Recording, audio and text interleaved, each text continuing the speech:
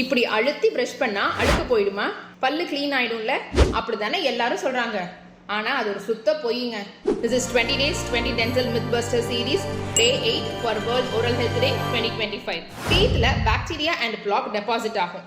நார்மலா இருந்தா soft brushing மூலமாவே அது கிளீன் ஆயிடும். பட் பிரஷிங் ஃபோர்ஸா பண்ணா என்ன நடக்கும்? டீத் டேமேஜ் ஆகுமா ஆகாதா? வாங்க பார்க்கலாம். கண்டிப்பா டேமேஜ் தாங்க ஆகும். எனாமல் வீக் ஆயிடும். கம் ரிசெஷன் நடக்கும். அதோட ரிசர்ச் என்ன சொல்லுது அப்படின்னா, ஹார்ட் பிரஷிங் பண்ணும்போது நம்ம பிளாக் அண்ட் கேல்ஃபஸை மட்டும் ரிமூவ் பண்றது கிடையாது, கொஞ்சம் எனாமலும் சேர்த்து தான் அதோட ரிமூவ் ஆகுது. இதை அவாய்ட் பண்ண 5 கோல்டன் ரூல்ஸ் சொல்றேன், நோட் பண்ணிக்கோங்க. Use a soft bristle for brushing. Brush for 2 minutes daily, 2 times a day. Hold the brush at 45 degree angulation. அதுக்கு மேலேயும் வேண்டாம், அதுக்கு ரொம்ப கீழேயும் வேண்டாம்.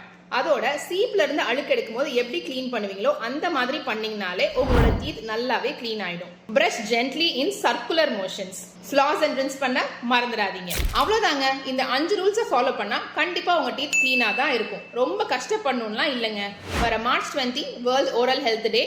இந்த இயர்ல இருந்து உங்க டென்டல் ஹெல்த்தை மெயின்டைன் பண்ண இந்த மாதிரி சின்ன சின்ன ஆக்ஷன்ஸ் எடுக்க ஆரம்பிங்க. This will be helpful for you and your smile.